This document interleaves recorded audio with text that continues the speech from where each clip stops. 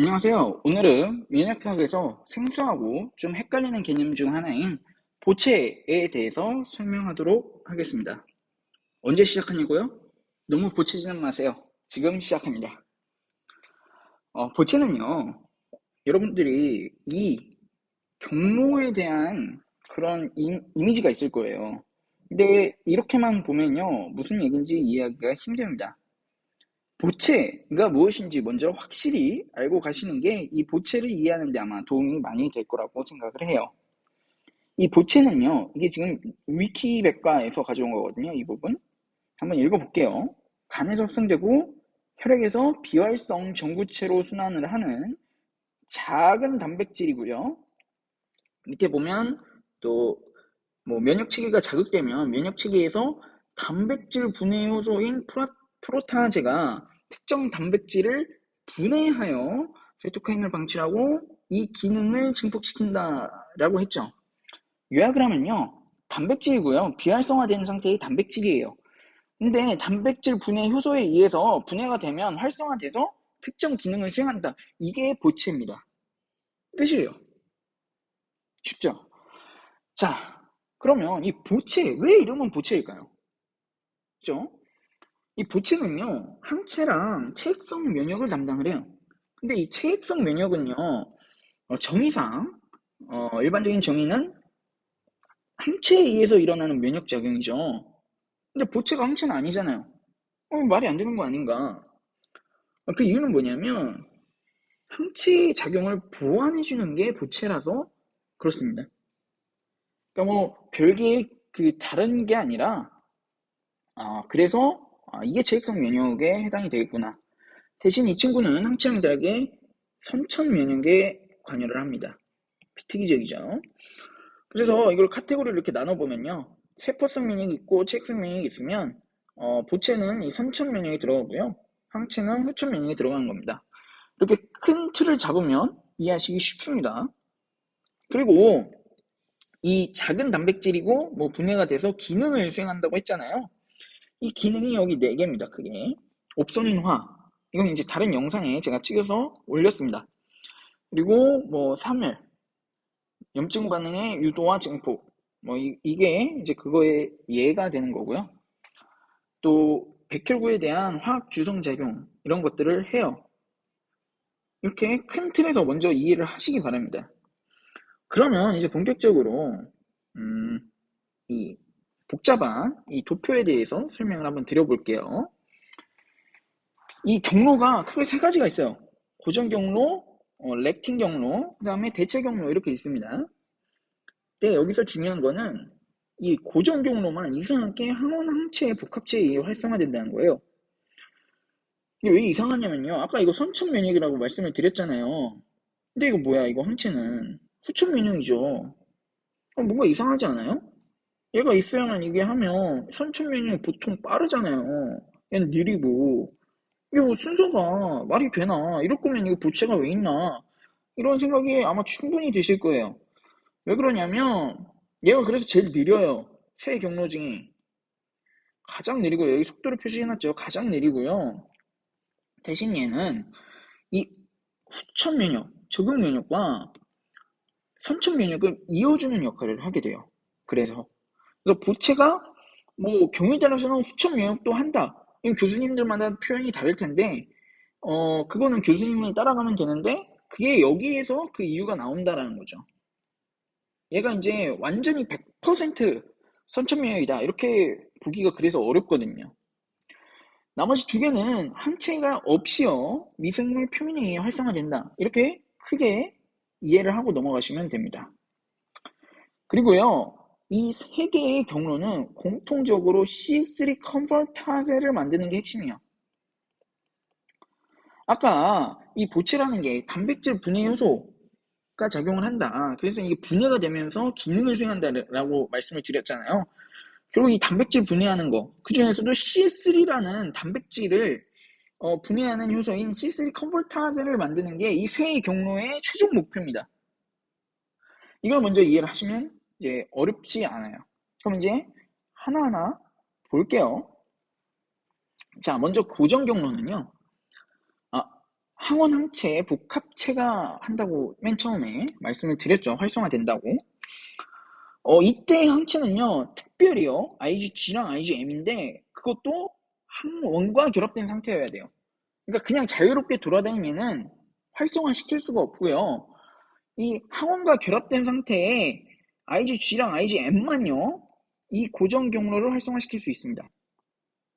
여기 이제 뭐 복잡한 것들이 나오는데, 이런 거는 이제 뭐 교수님 성향에 따라 보시면 될 거고, 가장 중요한 건 이거 뭐예요? 이것도 중요한 게 아니에요. 제가 이걸 말씀드린 이유는, 보세요. 프로타아제가 있죠. 단백질을 분해하는 효소라는 뜻입니다. 단백질을 분해하는 효소이기 때문에 이게 보채가 이렇게 작용이 되는 거다. 이거를 말씀드리고 싶은 거예요. 여기도 보면 프로테아제가 있죠. 다만 얘는요, 그냥 자체적으로 혼자 분해가 돼요. 근데 결국 분해가 핵심입니다. 분해. 어떻게 분해되는가. 그죠? 자, 이제 자세한 내용은 이제 스스로 공부를 해보시면 이해하실 수 있을 거예요. 다만 이 클래식 패스웨이의 경우에는 C1, C4, C2 이렇게 연결이 되고요. 얘는 C4, 2 이렇게 되는 거고, 여기 이렇게 두 개예요. 얘 같은 경우는 C3가 관여합니다. 그리고 B 단백질이요. 이 클래식 패스웨이를 이제 자세히 보면요. 여기 보면 항원 항체 복합체가 있죠. 그리고 이 C1이 있어요. 이 C1이요. 뭐 이런 뭐 Q가 있고 뭐 어쩌고저쩌고 있는데, 결국은 이 C1이 C4를요. 분해를 하는, 아까 말했죠. 프로테아제라고. 분해를 해서요. 이게 시작이 되고, 이 C4B가 이제 C2A 이거를 이렇게 붙어가지고 얘랑 C3 컴포트하즈를 만든다. 자, 아까 C3 컴포트하즈 만드는 게 세 경로의 최종 목표라 그랬죠. 여기까지 온 거예요. 렉틴 패스웨이를 보면요. 여기서는 C1이 단백질 분해 요소를 했는데, C1이요. 여기서는 만노스 바인딩 렉틴이라는 폴리사카라이드, 다당류가 그 기능을 수행을 합니다. 그래서 뭐 MASP 이런 얘기가 나와요. 결국 얘가 C1에 그냥 기능을 하겠다라는 얘기예요. 크게 다르지 않습니다. 그래서 얘가 분해를 해서요. 결국 얘도 C3 컨버터즈를 만듭니다. 대체 경로는요. 혼자 분해가 돼요. 분해가 되고 뭐 B 얘가 붙어가지고 얘가 B가 다시 분해가 되면 C3BBB가 돼서 결국은 C3 컨버터즈를 만든다. 이게 중요한 겁니다. 그럼 이제 여기서 하나 추가로 말씀드리고 싶은 거는, 대체 경로는 그럼 혼자 분해가 되면 이거 아무 때나 활성화되는 게 아닐까? 이렇게 생각을 하실 수 있어요. 이건 그냥 참고로 생각을 하시면 되는 게, 미생물 표면에만 이게 쉽게 붙습니다. C3B가요. 분해된 게. 그러니까 얘 자체로는 기능이 없고 이렇게 붙어야 이제 역할을 하게 되는데, 이거 붙는 거를 이제 미생물 표면에만 부착이 된다. 대표적으로 뭐 FMLP라는 이게 서열이거든요. 분자 서열, 순서 FMLP가 있는데, 이게 포유류에는 없어요. 근데 이제 미생물은 갖고 있는 그겁니다. 그래서 이런 것들을 인식해서 얘가 갖다 붙는 거예요. 그러니까 어떻게 보면 팜프 있죠. 팜프와 PRR 이런 관계다. 이렇게 생각하시면 이해하기 쉬울 겁니다. 그래서 이게 여기에 붙고요. C3 컨버터즈가 되면서 이 세 경로의 역할을 다 하는 겁니다. 근데 여기서 이제 눈여겨보셔야 되는 건 C3 컨버터즈가 미묘하게 달라요. 이 렉틴 경로와 클래식 패스웨이는 C4B2A 두 개 똑같아요. 보시면. 근데 이 대체 경로만 C3 컨버터즈가 이겁니다. 당연히 시험에 내기 좋겠죠. 이거는 이제 눈여겨보시면 되고. 그리고 얘가요, 말 그대로 C3를 부수는 효소일 거 아니에요. C3를 C3B, C3A로 이렇게 분해를 하는데, C3B가 나오죠? 얘를 원래 C3 컨버터즈에 갖다 다시 붙이면요, C5 컨버터즈가 됩니다. 그죠? 여기도 C3B만 붙였죠. 여기도 C3B만 붙였죠. 그러니까 여기도 C5 컨버터즈가 얘랑 이렇게 다른 거예요. 이렇게 크게. 이 정도만 알면 끝난 겁니다. 그래서 밑에 이제 다시 한번 얘기를 드릴게요. 뭐 이런 것들은 이런 것들은 이제 뭐 시험 볼 때 외우시고, 가장 중요한 건 뭐냐면 C3 컨버터즈다. 그래서 C3를 부신다. 대신 이때 두 경로는 이거 C4B2A고 이 대체 경로는 C3BBB다. 이게 이제 중요한 거고요. 얘가 이제 결국 부수면서 C3A, C3B를 만들죠. 여기서부터 이런 얘들이 다 기능을 하는 거예요. 아까 보체의 기능이 있다고 말씀을 드렸잖아요. 그런 기능을 하는 겁니다. 물론 이런 것들도 기능을 수행은 해요. 근데 주로 여기가 이제 보체의 꽃이다. 이렇게 생각을 하면 됩니다. 그래서 이거를 만드는 게 최종적인 우리의 목표다라고 말씀을 드린 거예요. 밑에 다시 한번 볼게요. 똑같은 얘기입니다. 면역 복합체가 IgG랑 M만 한다 그랬죠? 이것도 이제 항원에 결합된 상태만 가능해요. 이게 처음에 이제 활성화시켜서 이렇게 되는 거고, 여기는 뭐 이런 것들이 아까 그 미생물 표면에 이렇게 붙어서 한다 그랬죠? 여기서는 만노스 바인딩 렉틴이기 때문에 렉틴 경로. 이게 아무튼 그 컨버터제의 기능을 해서 얘가 이제 기능을 해서 결국 최종적으로는 뭐가 중요하다? C3 컨버터제를 만드는 게 중요하다라는 거예요. 그래서 추가적으로 보면요, C3 컨버터제, C3를 부시는 거죠. 부셨어요. 얘는요, 다시 두 가지 과정을 따를 수 있습니다. 이렇게 옵손인화하는 이 보체로 전환이 될 수가 있고, 또는 얘가 C3 컨버터제에 가서 붙으면요, C5 컨버터제가 돼요. 아까 말씀을 드렸죠.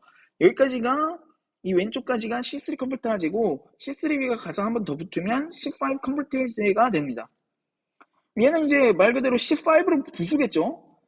이 C5를 분해를 해요. 그러면 이렇게 두 개가 나오고, 이제 이것들을 알면 다 끝난 겁니다. 이제 이렇게 나온 것들이 이제 기능을 하신다라고 생각을 하면 돼요. 이제 하나하나 볼게요. C3A, C5A의 경우에는 아나필락시스 독소라고 불리기도 하는데요. 염증 반응을 하기 때문에 그렇습니다. 그래서 얘네들은 이런 활성화에서 뭐 방출을 하고요. 뭐 이런 여러 기능을 하는데, 뭐 궁극적으로 제일 중요한 거는 염증 반응을 유도하고 또 이제 증폭을 한다. C5A 여기 있죠. 이런 거는 백혈구의 화학 주성, 헤모탁시스를 또 일으키고요. C5B 같은 경우는 여기 이제 제가 그림을 준비를 해봤는데 이게 C5 컨버터제예요. 이 밑에 여기가. 그럼 얘가 C5로 부셨죠? 그럼 C5B가 있을 거 아닙니까? 얘는 C5A는 아까 뭐 이런 기능들을 하러 가는 거고, C5B 같은 경우에는 C6, 7, 8 이런 애들이 뭐 붙어가지고요. 결국 최종적으로 C9가 여기 와서 딱 붙어요. 그럼 구멍을 냅니다. 구멍. 그래서 이 전체를 뭐라고 하냐면 멤브레인 어택 컴플렉스 MAC 막이라고 해서 막공격 복합체예요. 그래서 여기에 막 이제 구멍을 뚫어가지고 세포를 뻥 하고 터트리는 겁니다. 그래서 이제 직접적인 세포 사멸에 보체가 기능을 할 수도 있다라는 게 이 MAC 컴플렉스 때문에 그런 거고요. 이거 이제 뭐 식은 C5B 6789 이렇게 되는 거고, 그리고 C3B, IC3B 뭐 이런 얘들은 옵소닌 작용을 하는데 사용이 된다. 그래서 이제 이런 얘기를 드렸는데 가장 핵심은 다시 말씀을 드리지만 보체는 단백질, 비활성화된 단백질이었는데 단백질 분해 작용을 통해서 활성화되고 특정 기능을 수행하면서 항체의 어떤 이런 기능들을 도와준다. 뭐 정확하게 말하면 항체라기보다는 우리 몸 면역작용을 도와준다. 이렇게 생각하시면 돼요. 이 기능들이 여기 있고 이런 거를 하기 위해서 보체가 존재한다. 이렇게 생각하시면 됩니다. 네, 오늘 영상은 여기까지고요. 시청해주셔서 감사합니다.